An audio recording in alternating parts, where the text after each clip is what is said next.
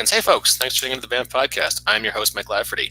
Today, we're here to tackle that weighty philosophical subject of why hasn't there ever been a Transformers RPG? And with us is Phil Stone, who is the artist on the Valor Knights Zinequest, which is running right now. How you doing, Phil? Fantastic. All right, thanks for joining us. Also, Jacob Blackman in the lower right-hand corner of my Brady Bunch grid. How you doing, Jacob? Hello, doing well. Okay, and Alice Peng, right below me in the grid. How you doing, Alice? Great. Hi. Thanks for having me. Cool. And I'm just going to share a cheesy opening credits scene from the old Transformers just to set the mood. Because I was going to share one of the Cybertronic Spree videos, but those are way too long. Hang on a second.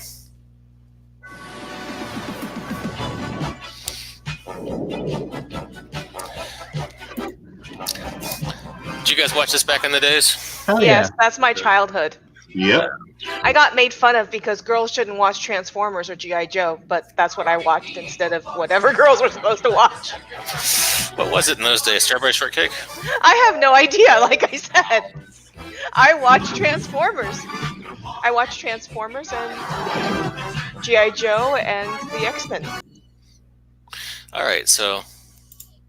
And let me try to close that window so I don't get the next autoplay. So let's talk about it. It's one of those things where it's a really popular franchise, and sort of like with G.I. Joe, I can think of 3 different RPGs right off the top that are kind of filled that niche, but there never has been one for Transformers. You guys have any theories as to why? Well, ultimately, when I've discussed this with other people, it really comes down to what Transformers we're talking about, because are we going to be making an RPG for the Transformers of the 1980s? Are we going to be making a Transformers for the Beast Wars? Are we going to be making Transformers RPG for the Michael Bay films? It really depends on which fandom you're looking at, because there have been a lot of different incarnations of Transformers, and some fans will say that these are the true Transformers. Only the Marvel comics are the real Transformers. Only the IDW comics are the real Transformers. It really depends on what you're talking about. Each generation has a very different take. They're very different.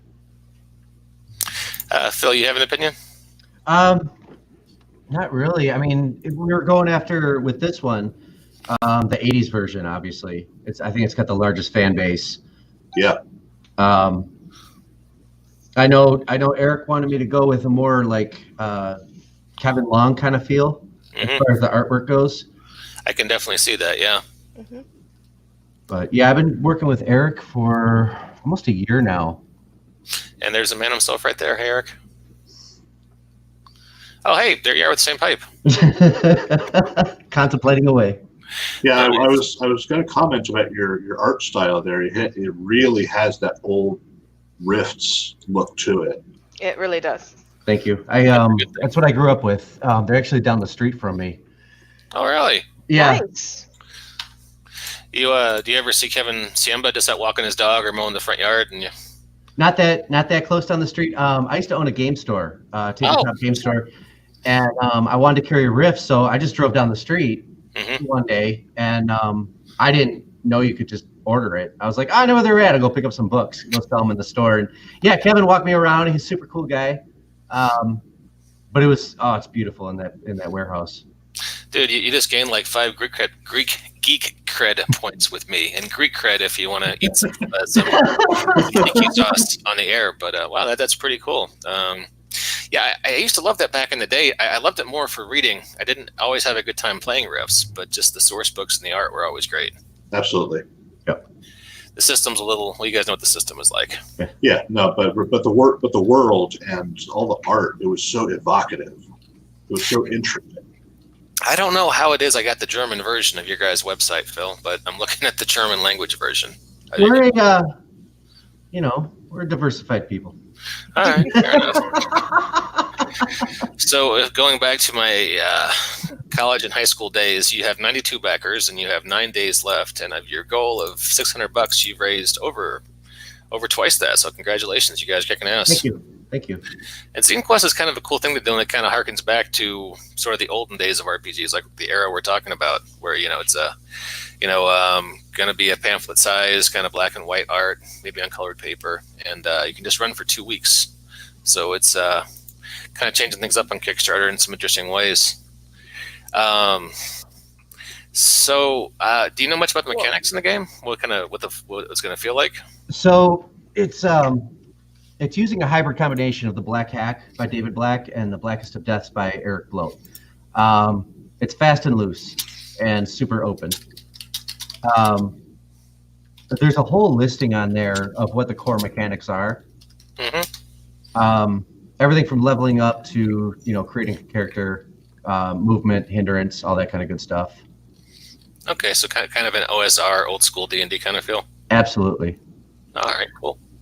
I really appreciate that in the trend of shipping getting more and more expensive and all these RPG books getting more and more expensive. Like, I recently saw an RPG book on Kickstarter for 240 pages that wanted $50 for the book and then $25 for shipping. Right. And I'm like, I'm not doing that. So in the age of that, it's really nice to see a company that says we want to get our product out there, and we're not going to charge you an arm and a leg for it. I was so happy to back this. I'm like, oh, this is gonna.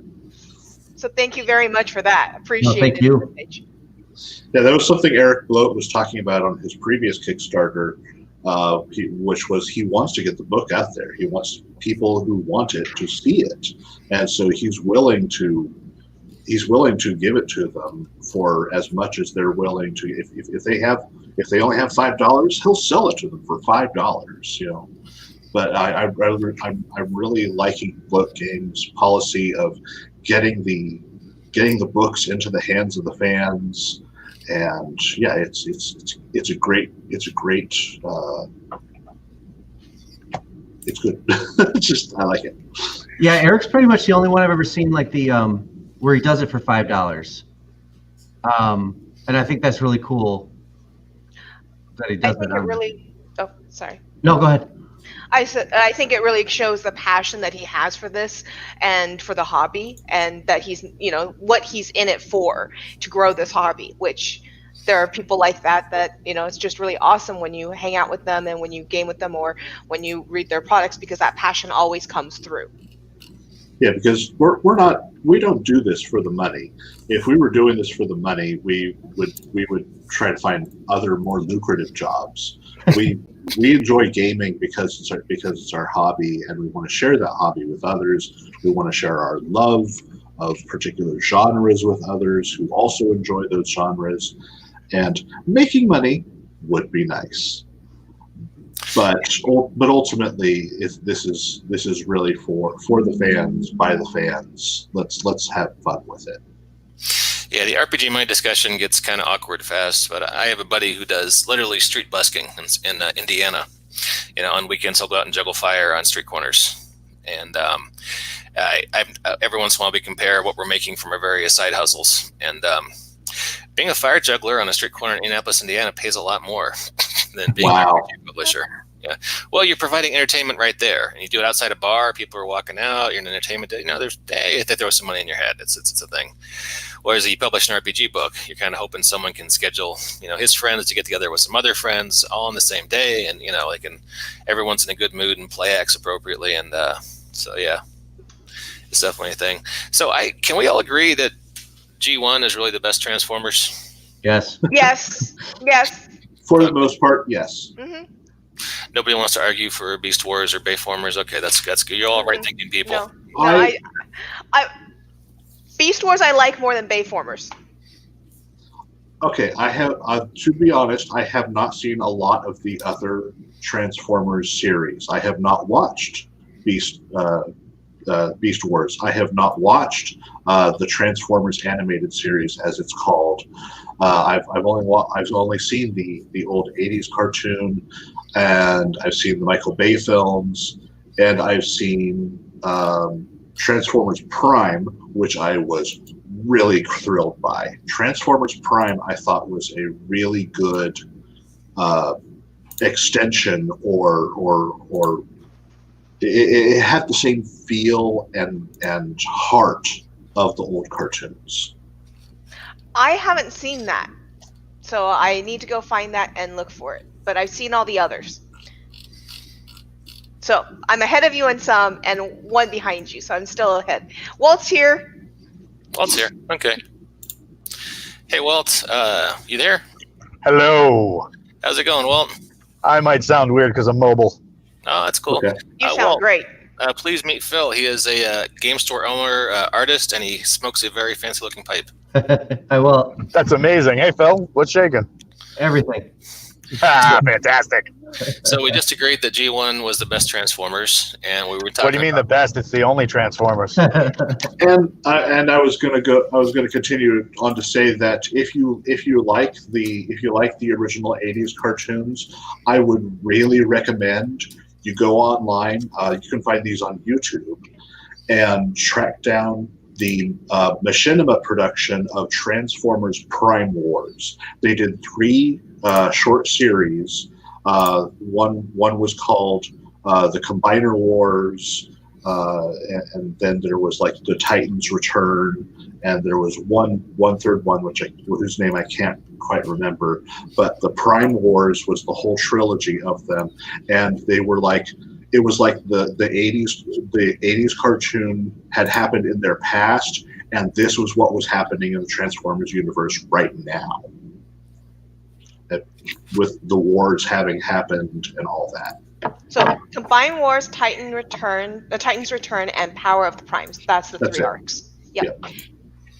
And I'm gonna go get my hands on it and watch it. I really recommend it for everyone. It was a really good watch. Mike, please don't hurt my eyes. Sorry, it's. I'm sorry. I love both those franchises so much, but putting them together just feels wrong. Lala, let me tell you what I found last night. Oh dear. I don't want to know what you find. You always find creepy things. IDW announced last night the combination comic of Transformers and My Little Pony. I told you, you always find creepy things. Yeah, but that was like the Saturday morning lineup right there. Oh yeah. Yes, it was. You're getting a twofer on that. I never watched My Little Pony. I was forced to. Forced to? My Little Pony I never watched, but I'm a big fan of Friendship is Magic. Well, who isn't? Yeah, this is the thing that actually exists. I actually picked up issue 1 and 2, and it wasn't terrible. I've read worse comics from both franchises. So yeah, it's kind of a cool thing. Jacob, do you have any of your Transformers art handy? We can showcase. Can you shoot me some links? I haven't done any specific Transformers art yet. Okay. I am working on some, but nothing is finished yet. I recently started on the Machina Wars, which are going to be my versions of the Transformers that I have alluded to in Superpowered Legends, but have never really done anything with. Until I started poking you and harassing you? Until Alice started poking me because of the miniature painting of the new Transformers WizKid figures that I've been painting. And Alice said, hey, if you run Transformers, I want to play Bumblebee. And I was thinking, I don't have any ideas for a Transformers game. But that put it in my head. So now I'm like thinking, how am I going to run a Transformers game? What would I do with a Transformers game? Because, there are elements here that I want to use. There are elements here that I want to use that I would just have to make it my own universe. And so I was thinking about how to run a Transformers game. And so I'm putting that all that effort into the Machina Wars.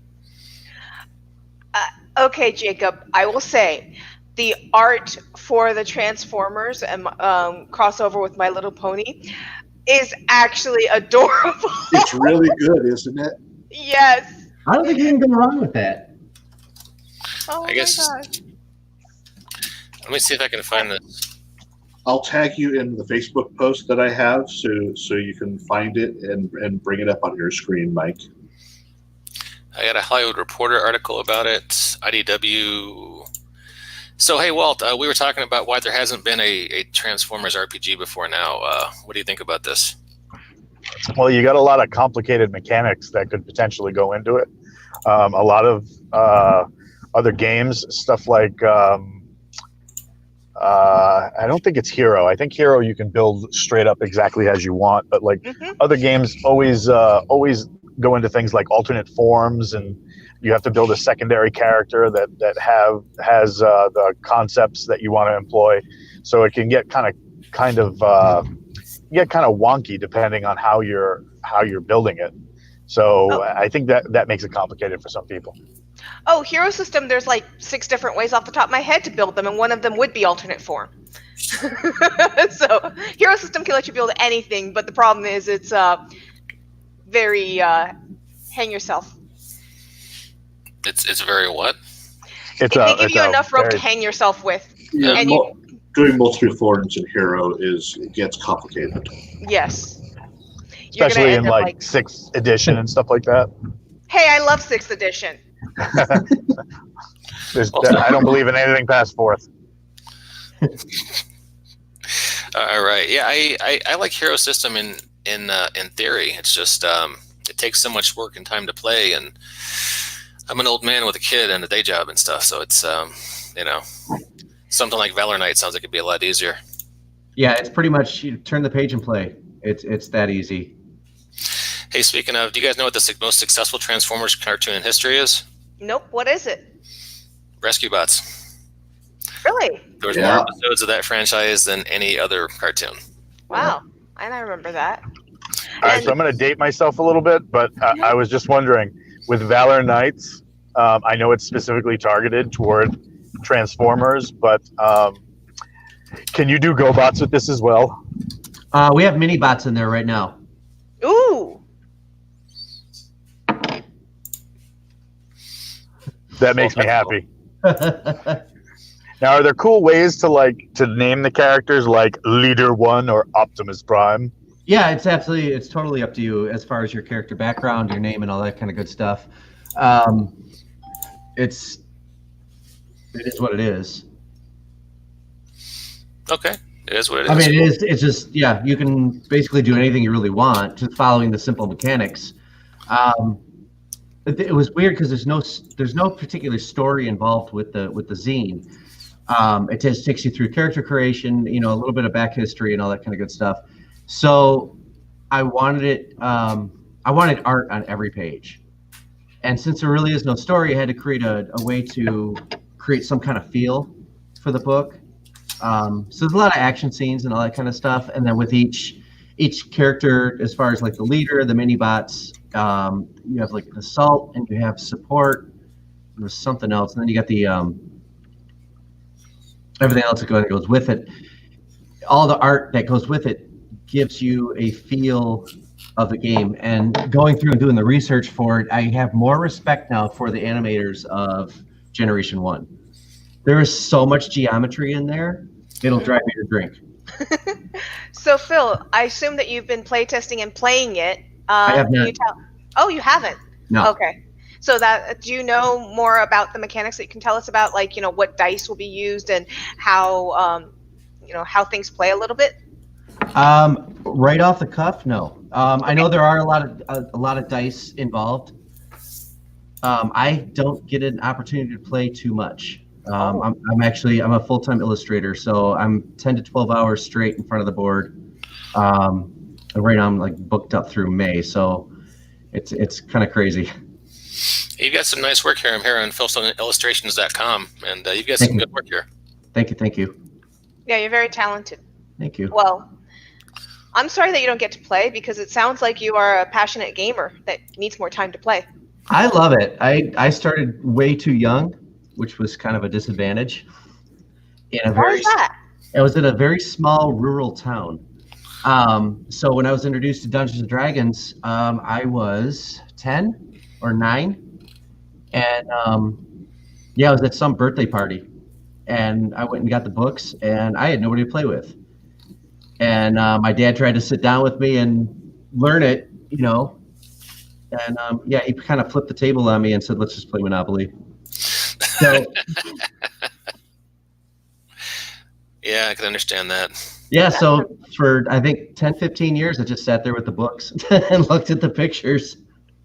Actually, someone who couldn't make it today, Brandon, was the same way. That early on, when he was 8 years old, he and a classmate of his came across the books, bought it, and then they just were like pretending to play D&D, Yep. just the two of them, and it wasn't really D&D, but they were creating characters and they were trying their best. And then he ended up doing a hero system all alone. And so for like 15 years of his gaming, it was him and Paul, or it was just him. And so yeah, he got into it when he was 8 years old. So yeah, very similar experience to you. I mean, I had all the stuff, and I kept buying it. My parents didn't know why. They're like, why do you keep wanting this? I'm like, because it's awesome. It is. It really is awesome. I can say I've had several years where I had a similar gaming life. I was just reading the books and like, oh, hey, this is cool. That's a cool idea. Hey, check that out. And talking about it online maybe, but not. I mean, it's a whole logistical challenge. You got to find people who want to play. You got to get the time to play, and it's a whole lot of things can be an obstacle to getting that. So. Yeah, that's pretty cool. Hey, Walt, we did kind of a Transformers thing in RPGs a few years ago, right? Yeah, we did. So when we were doing against the Axis. Against the Axis, yeah. So I did 3 short mini adventures. They were one-sheet adventures and I apologize if I sound like I'm in a wind tunnel. For some reason, we just ended up with a hurricane in my state. So we did it against the Axis, and it was superheroes set against a World War II backdrop. And I did 3 mini adventures for people for free who backed the Kickstarter. And one of the things I decided to do was because Supers is the game system that I own and run the most. When I did the Super stats for it originally, and then stats for icons, I'm like, you know what this really needs? This really needs some Transformers. So at one point, when they're in the, you travel across 3 of the different places that are World War II centric, and one of those places you're in the South China Sea, and you're stalking this island to get this MacGuffin to help the characters, and of course, I threw Transformers at them, which was a lot of fun. Yeah, the settings for Fainting Goat Games have always had the mech centrality in them. You introduced them in the Great Game. Yes, which was fantastic. Yeah, back in the day. Oh, I've always liked Transformers. And like I said, I have these people doing stuff with it in RPGs just because it's been kind of an empty space. Like I was saying earlier, there's about 4 different ways to play G.I. Joe right now for various levels of complexity, but hasn't always been a way to do the same with Transformers. So Jacob, when is your project ramping up? If someone wants to know more about that, how? I was up last night until like 2:00 in the morning, working on the history of the Machina Wars, and I had to force myself to put it down and go to bed so that I would be awake in time to join all of you. Otherwise, I'd probably still have been working on it until the wee hours of the morning and be asleep right now. But yeah, I've since the idea has been put in my head, I've been revving on this, and I have several Mutants and Masterminds builds that I've done for fun already that are Optimus, Megatron, Bumblebee, Ironhide. Yeah, I think those are the characters I've done so far, and so those will be a nice baseline for when I start doing original characters in the Machina Wars. So if someone wants to find out more about it, just following you on Facebook is probably the best way. That would be the best way. I usually talk about what I'm doing there, and you can also follow me on my Patreon, patreon.com, Jake Blackman, and I when I start producing art for it, my Patreon is where I will be posting things first before I show it anywhere else. Okay, cool. So places to check out. I just found this stuff. This is fan art, but apparently there were rumors in the Transformers community about a World War II set Transformers movie called Operation Skyfire. Nice. The art is gorgeous. I know. Yeah, I'm just like staring at it. It's beautiful. Yeah, I'm just like, ah. Yeah, I'm kind of amazed that's just fan art, but the Transformers have a passionate fan base. So Now, Jacob, do you have a storyline that goes with the Machina Wars? Oh yeah. I've since thinking about it, I've been thinking about how I'm going to integrate it into the rest of the greater Superpowered Legends universe, or you can leave it as its own setting. But I've put in connection to the Manes, who are they're like the Dire Wraith bad guys from ROM. Who I introduced earlier, like when I first started the Superpowered Legends setting, and that could bring in characters who are like Rom. In Superpowered Legends, he's called Gan, the Astral Knight, and I'm connecting it to the mysterious Astral Forge that I've alluded to in a lot of my space settings. I think people are gonna have a lot of fun with seeing where all my points are now connecting. And also thinking about it has made me consider certain elements. Like I've talked about Secundus the Sun Eater a lot, and a lot of people have been equivalating him to more like Galactus. In my own vision, I've always seen him more like Unicron, though, where he just travels around in this giant planet-sized thing. that sounds like Galactus to me, though. But Unicron, horns, eating planets and sucking them into his big butt mouth. All right. Well, hey, just to wrap things up, so Valor Knights is running for 9 more days. Do we have any cool stretch goals coming out we could talk about, Phil? We did hit the first stretch goal, and Eric does a cool thing, like he lets you vote on it. And as of right now, it looks like option 2 is winning, which is a PDF of NPC creation of the Chaos Lord leader and 2 main villains. So as these pop up, we start hitting the stretch goals. You know, Eric, obviously, like I said, he's going to let you vote on it, which means more art too with it. Okay. So, and that was. Now, do you have a favorite? Do you have a favorite one of the illustrations that you've been drawing that's kind of already taken shape in your head? The one I haven't drawn yet is my favorite always.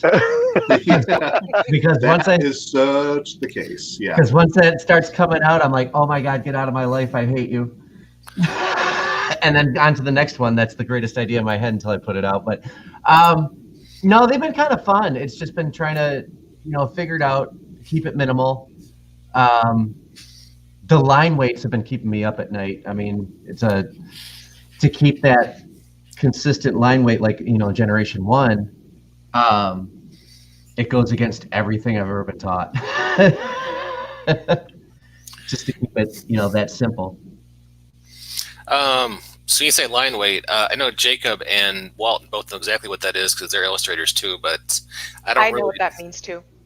Am I the only one? Goddamn. Okay. Yep. I guess there's no need to explain that then, because let's never tell him what it means. So don't just grow a giant migraine. I don't think you understand how easily I let things go. Usually the line weight, you'll have something that'll go thick and thin, or it'll kind of taper off and stuff like that. But everything is, if you look at the original cartoons, it's so uniform. Yes, and the reason they did that with all animation was just it was easier to recreate. But it just drives me nuts. But it was fun.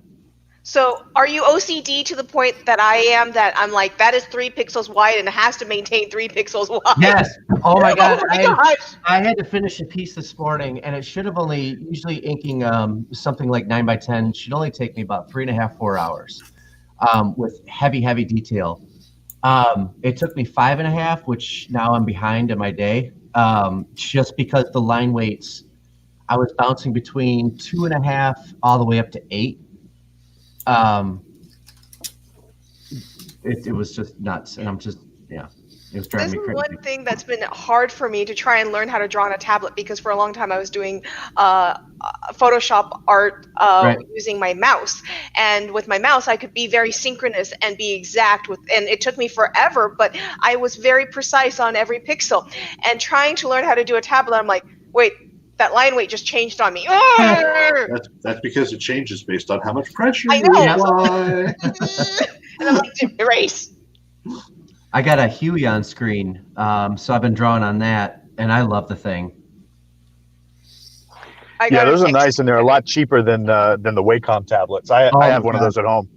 They're beautiful, and it works awesome. It's funny switching between traditional paper and the screen, just where you got some kind of resistance when you're drawing on paper.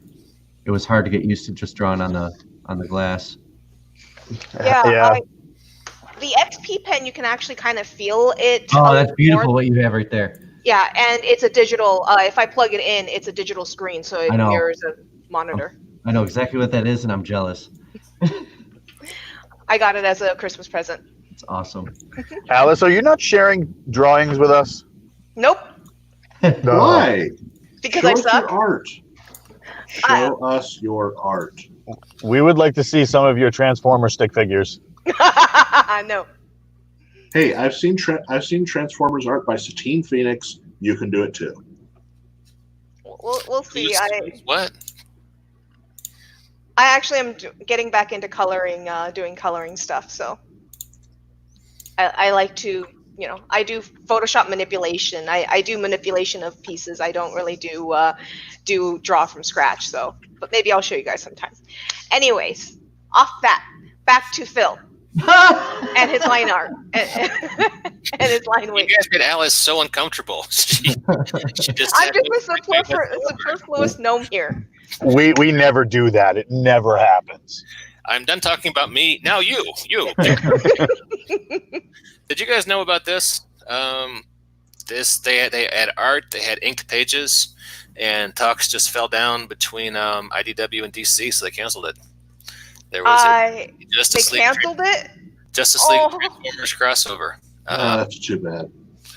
Yeah, you can see Optimus Prime there on the right-hand side as a Green Lantern. And I mean, it's cheesy as hell, but if you look back here and back of the little Batman section, there's a transforming Batmobile. Now, didn't they have a Ghostbusters one, too, that you animated? Yep. I've been trying not to show off my animations, but yes, that was a thing that happened. They did an IDW Transformers crossover. It was actually, I don't know how IDW stays in business, right? Because they do these things that seem so niche, but they keep making them, so I guess someone's buying them, right? I know I am. Fair enough. But yeah, they it seems to be almost all IDW does these days is some kind of crossovers. Oh wait, I think I found the one you're talking about, Walt. Just 1 second. Well, IDW has been trying to have they have the individual issues for the different series. They've got a Thundercat series, they've got a Transformers series, they got ROM, they got G.I. Joe, but they also have the crossovers happen to show that they live in the same universe, just like Marvel and DC do. Yeah, so Ghost of Cybertron, and one of the big plot points. Apparently, Starscream's been in Ghost several times in Transformers continuity. He has.